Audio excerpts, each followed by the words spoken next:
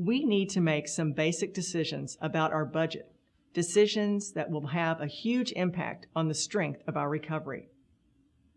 Over the last few years, both parties have worked together to reduce the deficit by more than $2.5 trillion, mostly through spending cuts, but also by raising tax rates on the wealthiest 1% of Americans.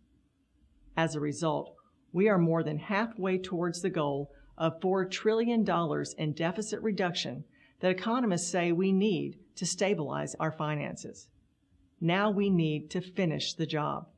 And the question is, how? Conservatives in the House have released a totally uncompromising budget that simply represents more of the same, undermining job growth, ending the Medicare guarantee, and slashing critical investments in our future while protecting tax breaks for special interests and the very wealthy. The question is not whether we should reduce the deficit, but how. We have consistently fought for a balanced approach. We must put Americans back to work in the short term, while also working to put in place a long-term plan to get our fiscal house in order. To govern is to choose, and the House Republican budget is the wrong choice for our country. They want to balance the budget on the backs of working families, seniors, and kids' education.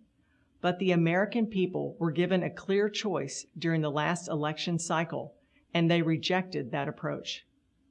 Instead of more of the same, we must work together to create jobs rather than cut them, to grow the economy rather than stifle growth, and to find a balanced path forward that protects the promise and the opportunity of a better life for all Americans.